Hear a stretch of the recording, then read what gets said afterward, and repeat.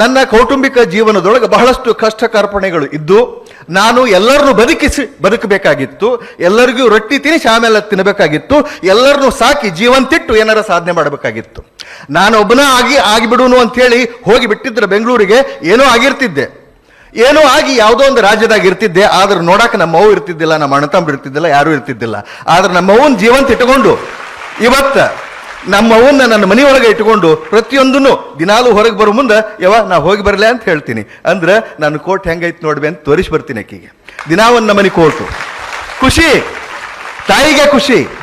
ಅವ್ರನ್ನೆಲ್ಲ ಜೀವಂತಿಟ್ಟು ನಾನು ಆದೆ. ಅದಕ್ಕೆ ಆ ಟೈಮ್ನೊಳಗೆ ನಂಗೆ ಬಹಳ ಕಷ್ಟ ಬಂದು ಕಾನ್ಸಂಟ್ರೇಟ್ ಮಾಡಿ ಓದಕ್ಕಾಗಲಿಲ್ಲ.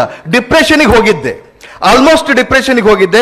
ಇನ್ನೇನು ಸೈಕಿಯಾಟ್ರಿಸ್ಟ್ ಕಡೆಗೆ ಟ್ರೀಟ್ಮೆಂಟ್ ತಗೊಳ್ಬೇಕು ಅಷ್ಟು ಡಿಪ್ರೆಷನ್ಗೆ ಹೋದವ.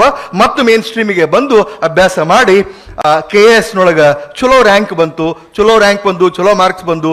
AC ಆದ್ರೇನು ಅದೇನು ಕೇಡಾಗುದಿಲ್ಲ, ಮುಂದೆ ಒಂದು ದಿವಸ IAS ಆಗ್ಬೋದು ಅಂತೇಳಿ 28 ವರ್ಷ ಸರ್ವಿಸ್ ಸಿಕ್ಕರೆ 12 ವರ್ಷ KS, 16 ವರ್ಷ IAS ಸರ್ವಿಸ್ ಸಿಕ್ಕತ್ ನಮಗೆ.